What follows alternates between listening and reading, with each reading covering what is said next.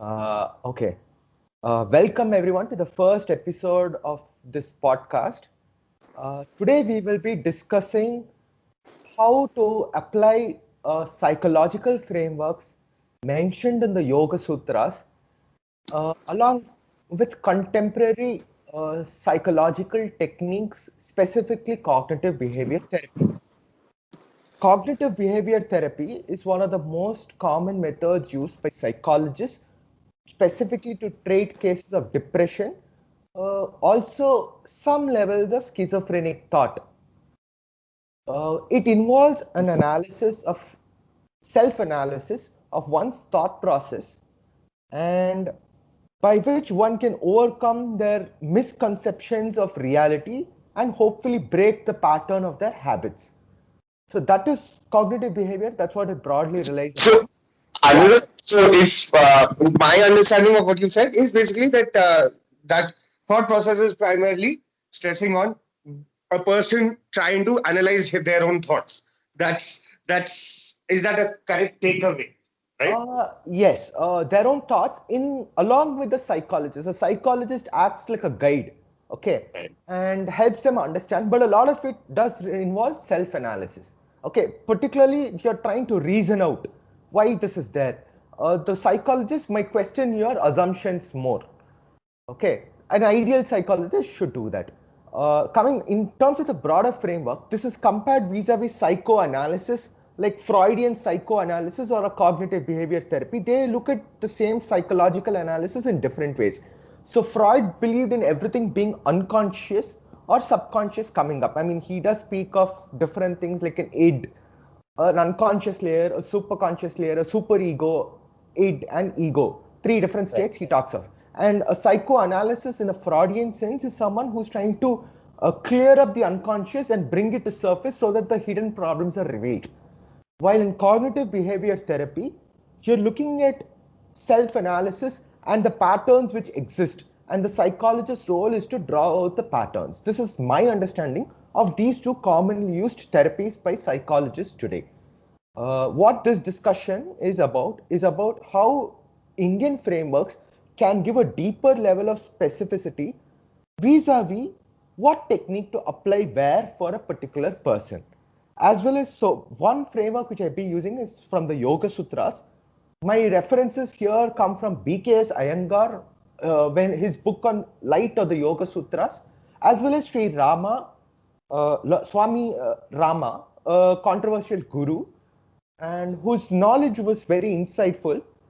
I found this resource called Tripura Shakti website. It had a lot of very precise descriptions of the different terminologies involved in the Yoga Sutras. So these are my sources when it comes to the Yoga Sutras. I also use personalized astrological readings to integrate to get a deeper analysis of a person's psychology. Okay, and that is something which we'll cover more in the later podcasts on how to analyze a person's psychology using their astrological birth charts. Now, coming back to the Yoga Sutras, okay, so there's this document which I've shared with my friend who is in this discussion with me. Ramana, thanks a lot for cooperating with me. That's a pretty long introduction, and thanks a lot for being with me here. And we will be discussing on how these different techniques as well as descriptions can be used to get a more specific reading of a person. Okay, uh, we have many ways of looking at things. Fundamentally, this philosophy, yoga or Sankhya as they're known together, yoga Sankhya is a specific school of Indian psychology which looks at a individual consciousness and tries make the aim of this particular philosophical school is to transcend the dualities of what it calls as the Purusha and the Prakriti. Okay, Purusha being the observing witness of all of creation, and Prakriti being this dynamic creation in itself. As per this Sankhya Yoga, I will be using yoga to keep it simpler, to keep things simple. We are all part of Prakriti, all of us are consciousness, and we are come from this non-dual Purusha, which is simply an observer or a seer, someone who is able to see everything, who's just an observer, looking at everything without any emotion, nonchalantly looking at it. Okay. The, the So, reason in why, some sense, the Purusha is yeah, a concept of some kind of a observing God, like non-acting, but I mean separate from the entire universe. The universe being the Prakriti. Would that be a correct framing of it? I don't know if it's a separateness. It's like, can you separate consciousness and activity? Okay, it's like something which is conscious and something which is outward driven. Okay, so they're both together, right? Like a woman and a man together. Okay, so it is just the Purusha is the male principle of consciousness, while the female principle is the gives room for that consciousness to expand. Okay. Okay, sort of. So we have this universe, right? Take the Big Bang, for example. There is, there has, we know that the universe is expanding all the time, right? But Mm-hmm. there has to be a void for it to expand into. Mm-hmm. Okay, so it's both. It involves the dynamic principle which is conscious of itself, the Purusha, and how the Prakriti is what enables it to expand and to grow and to be this diverse form which we observe today. Okay. Specifically, Indian philosophy generally regards the dynamism and it believes that these are certain afflictions which are caused by normal human beings. Okay, for a normal human being, it is considered ideal for them to remove these afflictions or kleshas. So, Okay, what is the affliction that you're talking of? I mean, could it be like? I mean, are we talking of, say, the conventional meaning of it? Say some addictions, or say some, say, problem with the sight, or I mean, what do you specifically mean? okay. With afflictions?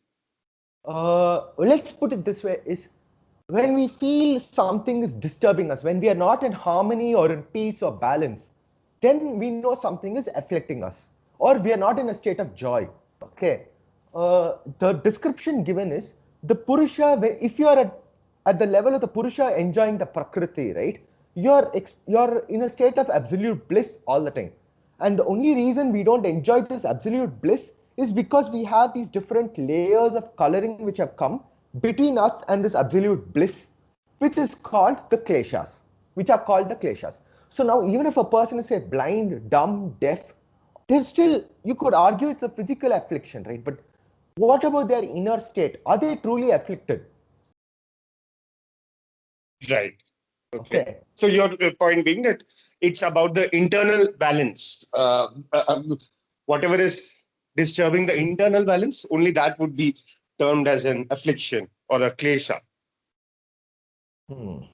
I mean, it's not the physical affliction in itself, right?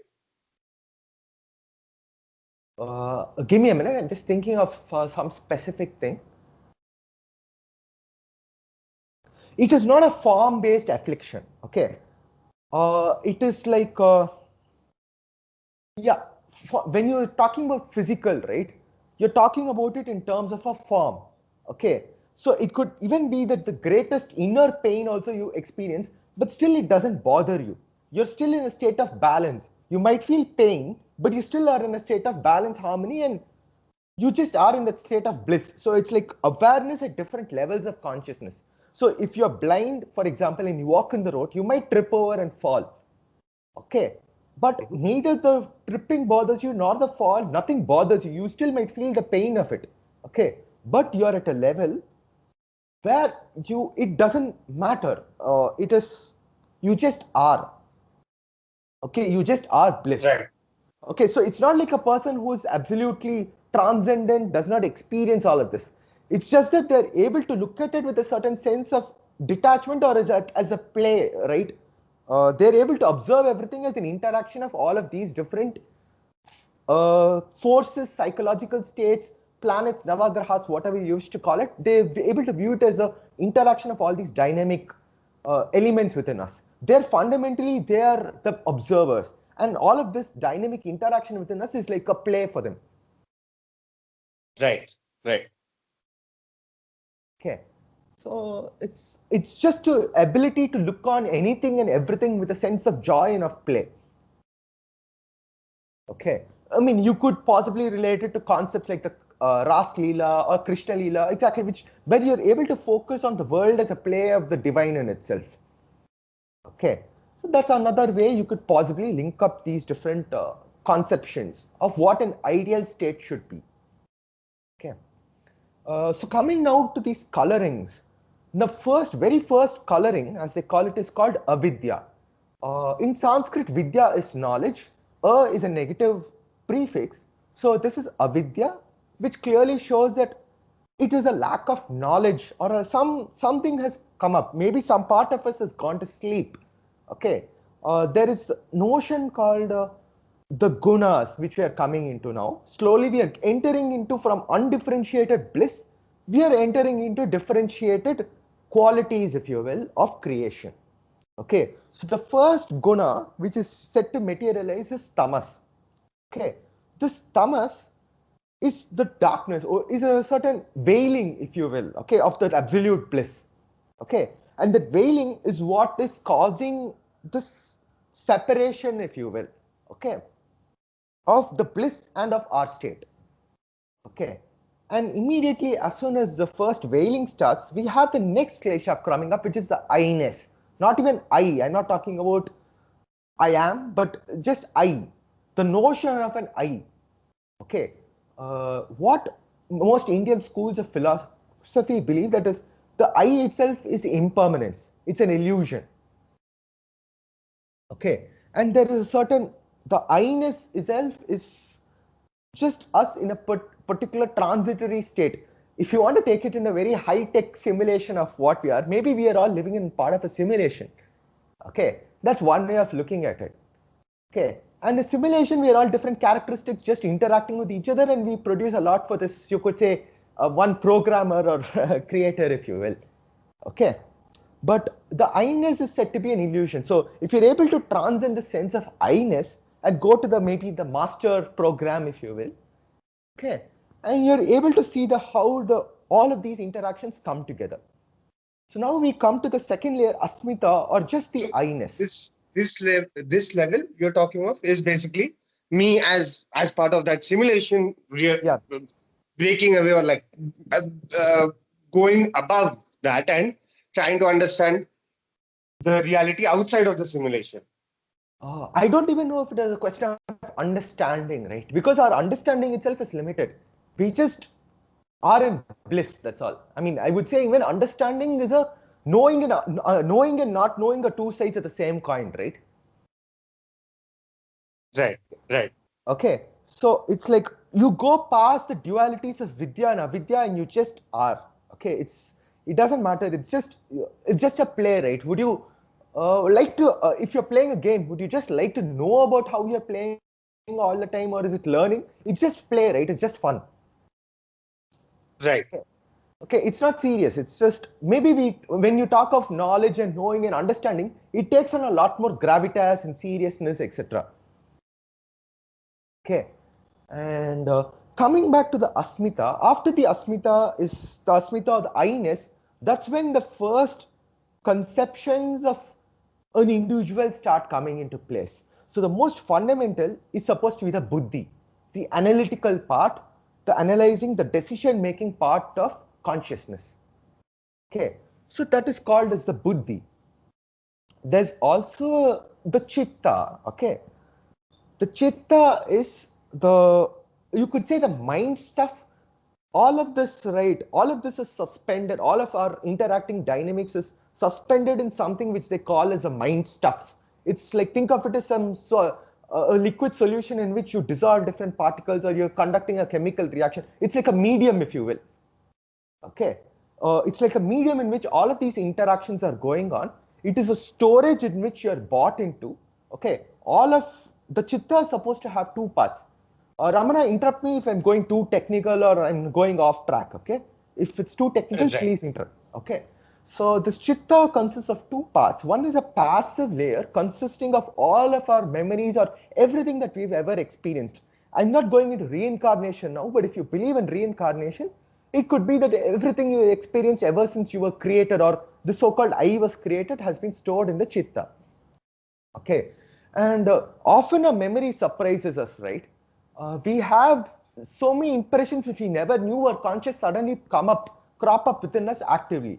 So all of this is what comes from the passive layer of the chitta. The active layer of the chitta is where all of our psychological traits are interacting with each other.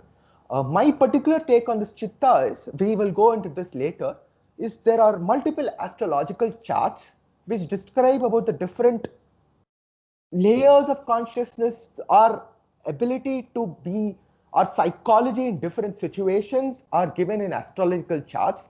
And I think the storage or the set of interactions of the astrological charts are stored in the chitta. This is my personal belief. Okay. So And yeah, tell me. then chitta is, I mean, more of a medium. Like it's Uh, the storage of. I mean, it's where all the experiences of the conscious have been stored, and uh, buddhi is the capability of intellect. Would the that be right? Yeah, buddhi is like this. Yes, the discerning, the cutting, and the categorizing part of the mind is called the buddhi, not the mind. Okay, of this, this.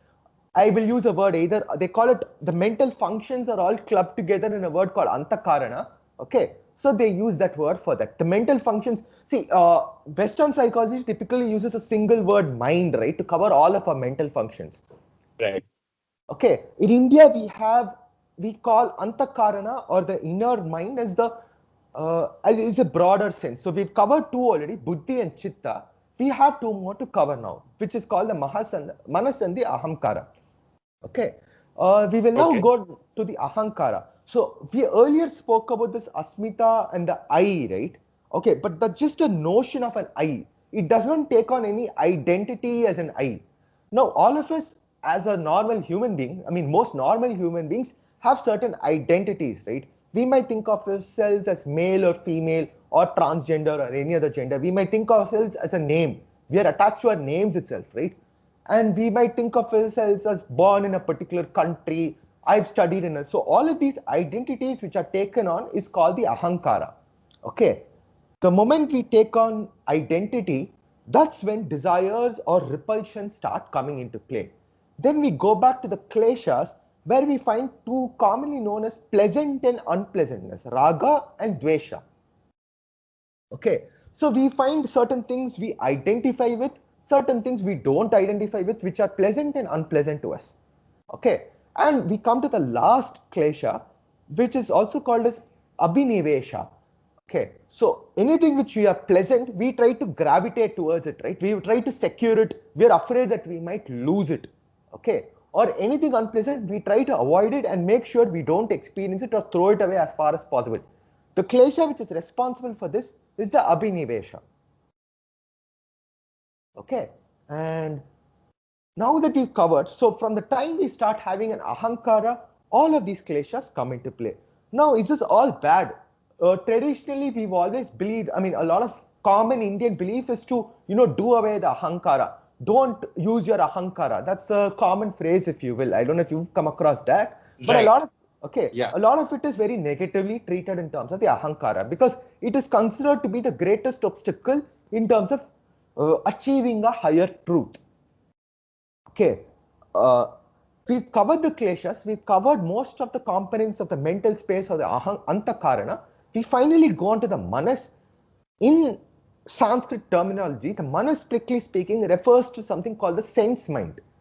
Okay, the sense mind is all about how you process the information given to you by your various sense organs. The Sanskrit term is called jnanendriyas. Jnana, knowledge, indriya, senses. So it's called jnana indriya. Okay, so specifically coming, this is the manas. Okay, the manas is what is the more emotional part of it. It generates the emotions along with the chitta. Okay, the manas and the chitta interact together to give us the emotions or emotion. Okay, and how we make sense of the world. Indian psychology in particular looks at a lot at manas in terms of the moon rashi is very important. Astrologically, we analyze things from the moon rather than the sun, which is considered to be a symbol of the ahamkara. We tend to look at the moon and in a lunar sense in terms of how a particular person's mental makeup is. Okay, something which we can elaborate on maybe in a later podcast. Coming back now, this ahamkara, as I said earlier, is viewed negatively. All of it, particularly the ahamkara, all of these kleshas which I spoke of, right, they're all considered negatively, right, in terms of afflictions and as something being away from that absolute pure state. Now, the key is how do we get ourselves to make ourselves more happy in this particular world? That is the whole purpose of therapy. And I'm saying even Indian psychology can help us understand how to make us happier in this world.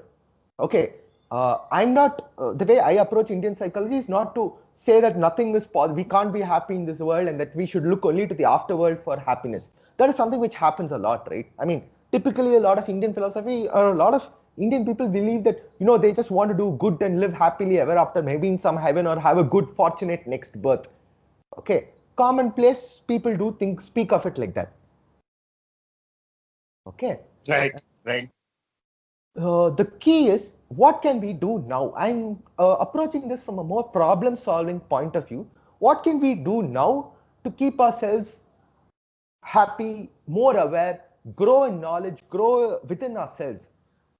Now, fundamentally, I understand as someone who's practicing this is I'm looking at it from an Asmita point of view. I'm not transcendent the Asmita or even the Ahankara possibly, because I'm still looking at it as in terms of an I.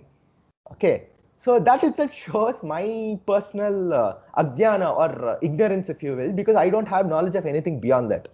Okay, so I'm approaching it this way for most normal human beings. Maybe saints or someone who advanced beyond, they might have a different conception of this altogether. They might say that it's better for you to cross everything completely and then come back in through the different layers from the highest possible consciousness. Okay, and for me is fundamentally kleshas are supposed to be all the kleshas which you've spoken of already. They're all supposed to cause a lot of distress. They are supposed to cause the different mental states in our mind. Okay, we have 5 different I'm mental states. sorry, the kleshas, just for a recap, we had Yeah, spoken of were avidya, yeah, uh, asmita, yeah, raga, and dvesha, right? and abhinivesha. Abhinivesha. Yeah, I'd spoken of Abhinivesha when we had come to the point of avoiding raga and dvesha, right? Right. Avoiding dvesha and trying to secure the raga which you have. So it is an added layer of fear on top of dvesha, added layer of desire on top of raga, the securing instinct. So that is Abhinivesha. Abhinivesha is also seen as the fear of life, of living. You want to live, right? I mean, most people would want to live. Right. Okay, that survival instinct, if you will. Okay, so now all of these raga, the interaction of the raga of the kleshas and the different buddhi components give rise to certain mental states. Okay, so there are 5 different mental states which are spoken about in terms of the Yoga Sutras. Now the So key is, you're saying that it's like before getting there, you're saying that it's on the basis of the interaction of the kleshas, the 5 that we had counted, with say the buddhi, the chit, the manas, uh, interaction with those. Correct? yes. So, yeah, it is based on the interaction of all this. Okay, these particular afflictions and how they affect the different inner components of our mental state, how they affect it. That's what leads to different mental states. Am I clear? Right. Okay, Yes. okay. So, going on to the mental state, the most basic state is supposed to be when we are very disturbed. Okay, Shipta. Okay, we are very disturbed internally and we can't do anything, right? If you're that disturbed or agitated, there's no possibility of thinking beyond. Okay, it might be a very agitated rajas state, okay, where you cannot contemplate anything beyond it, right? It's typically when we are afraid of losing something which we have, something when we are afflicted by abhinivesha in particular, it is then that we are not able to carry out any task, and this is considered to be the most disturbed state of the mental states. Okay, it is a very rajasic state based on abhinivesha, where we are so scared maybe for our survival or something that we are so intensely involved, we cannot process anything else. So when you're intensely afflicted with fear, right, is it possible for you to think of anything else? No, it's not. Correct. So There is a certain kind of paralysis, so to say, of the body, or like it's as if we lose control of the body and like we are going on its own. yeah, We are yeah. not consciously taking any. Yeah, you're not Uh, consciously taking it. I mean, maybe the fight or flight response also could come here. Okay, maybe when you have that level of adrenaline running through, it could be like the fight or flight response. Okay. right, Next, right. next we come into the when the mind is not agitated, but it is just very inert. Okay, it is not capable of doing anything, and that is called the muda. Okay, it is just blank. It is just it's a very nothing is possible in that state. It's not an agitated state though, but you just are dull. You just are. This is something which a lot of Indian references are there, right? Or blind Mooda Nambika in Tamil, as you would call it. Okay. Is it the feeling that I have on a Sunday afternoon of not Quite wanting possible. to do anything? Yes, yeah, quite true. Depends on what's caused that stupor, but yes, quite true. Right.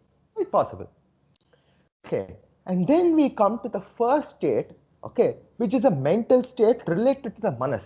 When we start sensing things, right, we are always in a very active mind. When you're trying to perceive, when you're trying to anticipate desire, when we're trying to acquire something, right, we are easily, we are not focused. It is a desire-based state, right? We are attentive, for example, when we want to acquire something. Okay, it is a rajasic state in the sense of it is the active state, right? It is a very active state, desire oriented state, and it is a very sense based state. You're looking around your environment trying to see what it is that you're trying to acquire, but you're also distracted because all you're doing is you're searching for something. You're not focused. It's not a focused mental state, right? But at least there's a certain awareness of this particular state, and that helps you to be trained. So this state is called the vikshipta. Okay, so it is related to the sense mind. So at the basic level, it's related to the sense mind. Next, we go on to once you start analyzing your inner states, right, using your buddhi. Okay, it goes on to what you would call as ekagra. Okay, a concentrated mind which is focused, which can keep its mind in one track. I think for the current day and age, I think Vikshipta and Ekagra are both very important. I mean, I don't know at least about you, but at least I tend to browse a lot at times. I do a lot of random browsing. It is just a very mentally, what I would call, it's a distraction for me. I'm just mentally passively looking out for something, that's all. So, for example, when we are zoning in and out of so many different mental activities, right, there's a lot more Vikshipta likely to be involved rather than this Ekagra, the single pointed consciousness. Okay, and this Vikshipta is something which we should actively work on because does it really allow us to do anything? Yes, we can do our day-to-day activities done, but are we really happy and we don't we feel drained out or tired when we've just involved ourselves mentally being so stimulated all the time? And this is also connected with the general problem of short attention spans that we've been hearing about as well, I think right? so. I think so because we are so in such a strongly stimulated age, right? Okay, everything is like a desire. You want to do so many different things, and if it's particularly out of desire, okay, it is going to keep your mind going on and on. I don't know, but would you say your concentration is equally when you're able to? Wasn't there a difference in the concentration levels when you're doing one thing at a time in a steadfast manner, vis-a-vis many things which you want to accomplish all the time? Right. I mean, yes, my concentration would be significantly better when I'm doing one task focused approach. And I also do see that I mean, the tendency is a lot rarer now, where Yeah. I have a tendency to move from one task to another without necessarily completing that task first. Mm, mm. So you're right. I mean, we live in a time where there's a lot more vikshipta. A lot of us are pretty distracted. And this is something which is not considered ideal.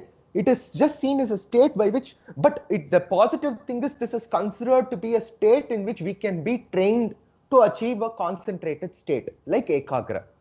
Okay, so that's the positive about this particular state compared to a mood state where people are completely passive or inert or even completely where they're agitated or disturbed. Vikshipta is considered to be more positive compared to these two things because there is a certain awareness which can be used for training to the Ekagra state. In the Ekagra concentrated state, it is when you're using your buddhi to analyze. Okay, and when you use your buddhi to analyze, and sattva is generally, I bring to the gunas which we have not explored so much. I'm bringing in the word sattva compared to the guna, sattva, rajas, tamas. We've explored tamas and rajas. We are coming to sattva now. Sattva is all about the ability to throw light on something. Okay, rajas, a lot of our work, day-to-day work is rajasic because it's very interactional and transactional, right? A lot of work has become very transactional. Sattva is when you're able to actually throw light on a particular situation. Okay, now we do Would it need be to what corporate speak is about, like having the bigger picture? Would you call it as that? it can give you the bigger picture. It can give you creativity. It can give insight. Okay, sattva is many things. Like when you're in that state of balance and harmony, definitely one way to look at it is you can see the big picture, the strategy, if you will, of visualizing what is going on. Okay, see your ability to take the big picture and to visualize is also sattvic. It also the creative inspiration you have can be considered to be sattvic. Okay, also the sense of you would say when you're emotionally able to regulate yourself, okay, that also can be considered sattvic. So when you're able to regulate your emotions, so when you're distracted, right, you're likely to move towards a more agitated state if you don't get what you desire, right? Right. Okay. Okay. So instead of being distracted and moving to agitation, if you are at Ekagra, you might be able to regulate your emotions better.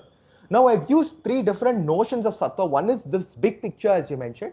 One is the ability to create, innovate, etc., and the ability to regulate your emotions. All these three I've clubbed under Sattva. I've used a certain planetary configuration on this. Basically, the Sattvic planets, Jupiter, Moon, and Sun. We will explore these in further podcasts.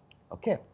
And finally, But after can you tell a bit more about the Ekagra state of mind, because that seemed to be particularly interesting, and maybe in some sense the desired state of mind. Or one would want to be in that kind of a state of mind for a longer period. okay, okay. I think the key is Ekagra the ultimate goal? Okay. Or is It, Ekagra it may not sustainable? be, but it may not be, but it's at least it's like exercising. I mean, you can't be exercising 24 hours in a day, but Agreed. it's good to be exercising for maybe half an hour or 1 hour in a day, right? So, in that limited sense, if one would want to be in the focused state or the ekagra state for even a brief period, how do you think that one should go about doing it? Okay. I will briefly mention this. We will go when we are going to the last section, which is the vrittis, which we are talking about. There we will deal about this more. Okay. Sure. But you're right. There are certain advantages to have a sattvic buddhi and a concentrated pointed state of mind. I think it's better we deal with it at the vritti, I mean, at the last, in the next stage of the conversation. Yeah. Okay. Yeah. And okay, the final state is considered to be Nirodha, okay, which is where you have all of the mental functions under your absolute control. Maybe this could be equivalent to the Purusha state I was talking about, where you can consciously, you would say, I don't know the word manipulate is correct, but rather you're completely aware of what your mental states are. It's completely under control. One, I never gone to Nirodha, so I don't know if I can describe it. Okay, but at least from the descriptions I've read, they're suggesting that it is something where you're completely aware. Like Ekagra, like you rightly mentioned, we can't sustain it all the time. I mean, you could call it exercise, it's concentrated. It is a certain, for me at least, I would experience it as a more intense state, which I can sustain for some time, but I cannot be in a state of Ekagra all the time. Okay. Maybe Nirodha is considered to be the absolute state where we are completely in line with our mental functions and it's absolutely under our control. Now, what is that which controls is it R which controls or it's just a state of consciousness? I think that's a question which is beyond me to answer at this particular point in time. Okay. It could just be that the sense of I itself need not be there at all, right? In a conventional sense, okay, if you don't have a sense of an I, then maybe you are absolutely aware. if you completely give up everything, that's when you have everything. Okay, so no, can you repeat that part? Because yeah, yeah, it's like the moment you're hanging on to something, you're hanging on to your identity, right? Okay, and there's a certain universal identity which you are not a part of. Okay, to attain that universal identity, you have to break down your own sense of identity. A breakdown is a wrong word. Maybe that's why you call about. I'm slightly diverging here, but you talk about the different paths towards God, right? You have the bhakti marga, or the path of devotion. You have the path of knowledge, the jnana marga, and you have the path of karma marga, the path of work, or even some people use raja yoga, etc., as different paths toward God. All of this is so that you attain the supreme state, and you sort of remove this. It's like taking clouds and dispersing away the clouds, and you come to that clear blissful state. Okay, so the moment you come and you break all of these boundaries which you have, it's like because you're an individual, you have so many boundaries, right? Like you can move only your own body, you can't do anything else. Even your own body you can't move all the time, okay, in all the ways you want to. There are certain limitations and boundaries which you have taken up, okay, which because we are part of an individual human being, the moment we are able to go beyond an individual human being, okay, that's when we can potentially see everything, all mental functions as they are. So I spoke earlier about how this Purusha witnesses the interaction of all the different functions, right? Okay, maybe that is the state in which Nirodha is, where you're able to clearly see how the Purusha interacts with all of the different states. Sorry, how the different mental states interact with each other. right. Okay. And we finally go to the last thing, which is actually pretty fundamental in the Yoga Sutras. The second line of the Yoga Sutras is all about Chitta Vritti Nirodha. Okay, the function is all we are trying to bring the Chitta, which is the storage of all of our memories, sensations, samskaras, as you will. The word samskara means all of the impressions which you have in your passive memory, you are trying to bring it to a rest. That is the Chitta. Okay, that is the Chitta Vritti Nirodha. And there are different mental states which are described. Not mental states, this passive state within us, right? It's said to have 5 different movements. So now we've spoken about the different mental states earlier. We've spoken about the different uh, afflictions, colors in which we view this. Okay, the kleshas we've spoken about. Now, what is that which actually we've spoken of chitta as the mental stuff, right? It's like the medium in which all of this is suspended, right? Okay. Now, what is this? How does the medium move in itself, and what is that cause? Now, that is what we'll see in the last section, chitta, the vrittis of chitta. Okay.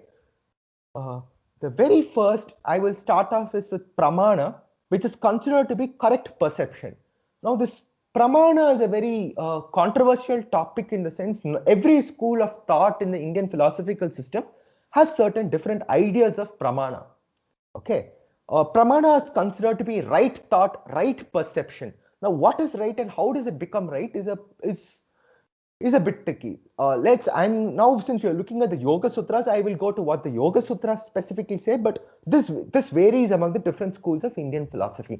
What is considered to be correct is that which is directly experienced, that which is mentioned in the scriptures like the Vedas, okay, and that which can be inferred, inferences like smoke and fire, right? If you see smoke, there is likely to be fire. Now that's an inference. So these are the different basic 3 items of pramana, which is considered to be correct perception. Okay, and this is considered. Now the problem is we have to tune ourselves to correct perception, right? Are we perceiving correctly all the time? In an objective reality, right? If you and I are interacting, we can point out and say both of us are trained in the same way, and we can say there is a yellow chair. Both of us agree that it is a yellow chair. But if someone has not been exposed to the color yellow or does not know what a chair is, their perception of it is completely different, right? Okay. So they will just look at it as an object. So now what is this correct perception? Is there any such thing as a You correct also don't perception? know that the yellow I see is the same as the yellow you see. Point taken. Yeah, definitely. We can bring in different levels of subjectivity. Okay. That is also true. Like So you're bringing in more subjectivity, which is very true. So the subjectivity can go further into, if I were to give you a room and I would ask you to notice a set of objects, what you notice and I notice would be very different. Okay. So is there such a thing as correct perception?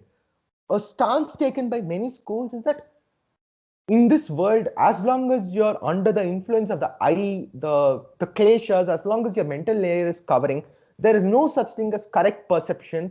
And the only perception is either viparyaya, which is considered to be incorrect perception, or vikalpa, fantasizing. Okay. So we'll go on now to pramana, but I mean from a more practical purpose, right? So I'm taking a very definition, workable definition, if you will, of pramana. So I'm saying at a basic level, you and I might agree that there is a chair, okay, that there is a yellow chair, okay. So we might agree on that, and that too we are reasonably similar. We've been taught the color yellow. So within the bandwidth of the color yellow, you and I have a certain agreement on, broad agreement on that. So it's a working hypothesis, right, if you will. Okay, so using this notion of a working hypothesis, to train up correct perception, we should first train up our buddhi. And this coming back to the ekagra part, which you were mentioning earlier, right? Okay, how do we get to a more concentrated state so that our perceptions of the world become correct? Okay, we go on to another vritti called smriti. Okay, all of our impression, all of our memory, right? When we come up, when we are trying to say a yellow colored chair, we have a memory of what is a chair and we have a memory of the color yellow, right? So we are bringing up those two memories and we are then analyzing it. We are presenting it to our intellect, and that intellect is what is analyzing both of these categories, right? So we come to the smriti, or the memory of a person. Okay, the memory is even in as basic a thing as this. So now when we are, say, in an office situation, right, when we have to make a, say, assessment of a particular person, we have to, what comes to our mind is what will affect our judgment of while giving that person's, while assessing a person, correct?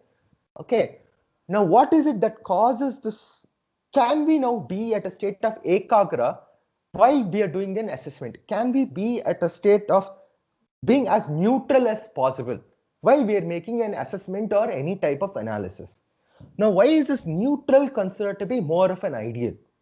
Okay, in a basic level, neutrality implies a lack of identification. So we spoke earlier about the ahankara, right? How it causes the raga and the dvesha, pain and pleasure, and our fear around pain and our desire around pleasure. All of these give certain intensity of feelings which cloud our judgment even more, right? Which cloud the buddhi even more. Okay, and these broadly are referred to as colors. Okay, the clouding of the buddhi is referred to as the coloring of the buddhi. And as we make the colors more and more neutral, we are able to see all the different colors. So think of a crystal, right? A red color crystal can only show us the color red.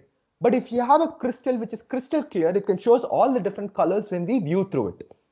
Okay, and that helps us. I would say that is a worthy goal fighting for me, because I would like to be uh, as honest as possible in terms of our judgment. I mean that's something which humans would aspire to, right? To have an honest, non-prejudiced judgment. Okay, and that's where I say that making our perception memories more neutral, making our perceptions more neutral, all of this leads to a greater state of ekagra, and it leads to a certain, if you will, clarity in terms of our perception. So our perception is more likely to be correct in pramana. And again, as you mentioned earlier, this is a working hypothesis, since there is no absolute truth, is what our schools believe in. But what is truth, as far as we know, as far as our pramana allows us, that we can do it by being as neutral as possible. Okay, and once our memories, our smriti also becomes more neutral, we are able to visualize things better, and we are able to act correctly and do the right thing, if you will. I'm taking a more moral stance, but at least we are able to act with discernment. The word being viveka, which comes in here. We are able to act with more discernment as and when our smritis come in. So we've covered two of the vrittis, I mean the chitta vritti, we've covered pramana and smriti. I hope the ekagra interrelation with this is clearer now.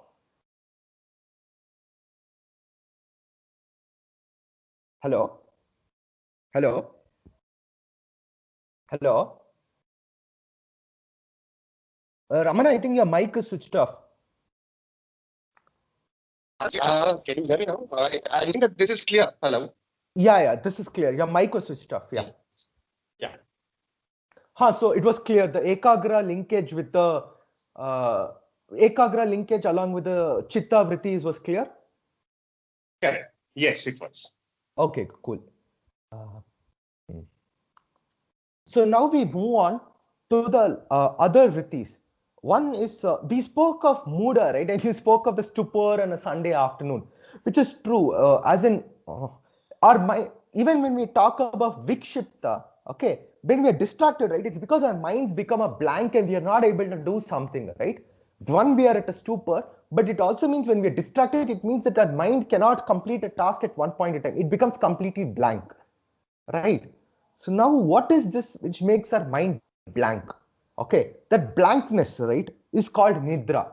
More conventionally, nidra refers to sleep, a state where we are completely blank, where there is nothing, where there's no mental movement, except for this is also been categorized as a mental movement, saying that, hey, this sleep is also a certain movement of our mental processes. Okay, it is most closely connected with the muda and the vikshipta mental states. Okay, and then we come to Sorry. yeah.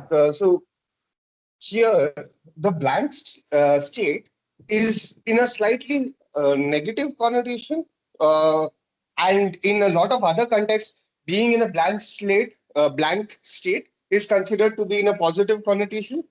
Would that be right? And why is there a difference in the connotation here? Could you tell me the connotation in which blankness is exposed in the positive? I can think of it in Buddhism, where we talk about the Shunyavada, specifically about But Hinduism. a lot Anything of else? meditation, I Mindfulness. mean, yeah, so a lot of mindfulness is, my understanding is that it is talking about uh, letting letting it be, letting the ideas flow, and like just eventually moving to a state of zero thoughts, not consciously, but like not putting in any efforts towards having any thoughts, and thereby moving in a direction of being in a completely blank state. Okay, specifically it is about a flow, right? So uh, you're blank and all you can visualize or observe is a certain flow of thoughts. When you become blank and when you become the observer, you're observing the flow of stream of thoughts. There's no consciousness, where my understanding of Buddhism, of course, is that when you come to that blank, that mindful state, you just observe as everything is a flow and there is only a void. There's only a shunya, right? There's nothing else. Right, and everything is just seen Right, as a flow which is not there. Nothing really exists at all. Everything is interdependent on each other and nothing really exists. right. Okay, so that is a active blankness. See, everything is still moving, everything is dynamic. You become a blankness in itself. But here in the mood and the nidra, it is not you're not aware that you're blank, right? You just blank. Right. Okay, you are just blank. There's nothing flowing. There's no sense of the dynamism or interaction of all the other forces coming together. Buddhism has the doctrine that you can view everything coming as an interaction of everything. Okay, when you come to the blankness, you view everything in terms of a flow. Okay, oh, the environment, the thoughts, it observes you to observe the river of thoughts, right? And that river of thoughts slowly comes to a halt as and when you observe it. Right. Okay, so specifically that is allowing the river of thoughts to come to a specific halt. But this is a complete. But when you are asleep, it is not the river of thoughts coming to a halt. And so we have also a concept called yoga nidra, where you're consciously sleeping. Okay, for Unidra, I think the counterpart to a more the Hindu counterpart to, let's say, this Nidra as a blankness would be Yoga Nidra, where it is consciously aware sleeping, which is considered to be a more meditative state, or more aware state. But at a normal human level, this Nidra is viewed in a slightly negative connotation because there is no awareness, right? There's no consciousness. There in a Buddhist state, you are consciously aware of the flow and of the interaction. Here you're not aware, you're just blank. When you're in a stupor, you're just blank, right? There's nothing you can do, you're just dull. Right. Okay. So coming back, now we've covered Nidra, we've covered Smriti, we've covered Pramana. Okay, these are the different vrittis of Chitta. And then we are going on to Viparyaya and Vikalpa. Viparyaya is considered to be incorrect perception. Okay. It is considered to be incorrect because in certain, again, this is in a very worldly quality of the world. Okay, let's take this as a day-to-day working hypothesis where you observe something incorrectly. And this is considered typically to be a more rajasic where your desire is clouding your perception. Okay, and you see something which is actually not. Okay, so as compared to the sattvic way of correct perception, a rajasic way of viparyaya is considered to be in a negative connotation because it shows that your desire is distorting the reality of that particular object. Okay, and the cause for this viparyaya is because yes, you don't have knowledge of either yourself or of that particular object. You don't have, that is called avidya is the particular cause of this viparyaya. Okay, and finally we come to vikalpa, which is imagination. And vikalpa is considered both ways. Okay, I mean, sometimes you could get completely lost in your fantasy world. You could just lose yourself and be out of touch with the day-to-day reality. But also it is a source of new thoughts, new creations, etc. So it is a bit. It could lead. So even your daydreams, right? Or if you have a nightmare, both of them. For example, if you have a nightmare, it could lead to a shifta mental state, which is where you're agitated, etc. Or a distracted mental state where your daydreams keep intruding on whatever work you have to do. Okay. Again, the cause of this is seen as avidya. Okay, and avidya is seen as a cause because it is, let's say you're not aware. When you're dreaming also, it's an automated mechanical process, right? It's not like you're consciously dreaming. It just happens on its own. Okay, imagination cannot be controlled. You cannot channelize it. You cannot be aware of it. You cannot drive your imagination. It just is. It just automatically just keeps happening on its own. So it is considered to be tamasic, particularly when it goes into the realm of fantasy. It can be cut by the buddhi, and it gives, that's what gives rise to creativity, solutions, etc. But it can also, you can get into a fancy. That's why vikalpa is seen as a double-edged sword. So these are the broad vrittis of chitta, and I think we've more or less covered what we had to cover in this particular episode of the podcast.